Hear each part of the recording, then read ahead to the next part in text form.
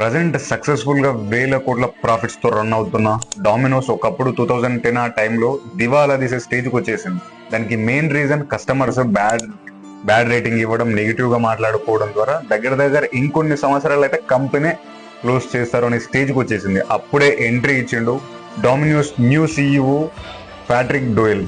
So అతను జనాల్లోకి వచ్చేసి ఇప్పటి వరకు ఏవైతే పిజ్జాలు ఉన్నాయో వాటినన్నింటిని రీప్లేస్ చేస్తాము అని ఒకే ఒక్క సందేశం ఇచ్చిండు. సో ఎవరైతే కస్టమర్స్ బ్యాడ్ రేటింగ్ ఇచ్చారో వాళ్ళని మళ్ళీ ఇంటర్వ్యూ చేసి ఏవేవైతే రీకలెక్షన్స్ ఉన్నాయో వాటిని అన్నింటినీ సరిదిద్దుకున్నాడు. సో జనాల్లోకి వచ్చి తను తప్పు ఒప్పుకున్నాడు కాబట్టి ఆ కంపెనీ ఇప్పుడు రన్ అవుతుంది అంత ప్రాఫిట్స్ తో. వాళ్ళ తప్పేదో వాళ్ళకి తెలుసుకొని పిజ్జాలు మళ్ళీ మంచిగా తయారు చేయడం మొదలుపెట్టారు. పిజ్జాలు తయారు చేయడానికి కావాల్సిన బేసిక్ పిజ్జా బేస్ కానీ సాస్ కానీ అప్పటి వరకు యూజ్ చేస్తున్న మొత్తాన్ని పాడేసి మళ్ళీ కొత్తగా తయారు చేయడం మొదలుపెట్టారు. సో 18 months లో మళ్ళీ డామినోస్ యథావిధిగా అదే స్టేజ్కి వచ్చేసింది. సో తప్పు జరిగిపోయిందని తెలిసిన తర్వాత జనాలకు వచ్చి ఇది ఇలా జరిగింది అని చెప్పుకున్నాడు కాబట్టి ఈ రోజు డామినోస్ ఈ స్టేజ్ లో ఉంది. ఇప్పటికీ కొన్ని కంట్రీస్ లో ఎంతో పెద్దగా రన్ అవుతుంది డామినోస్.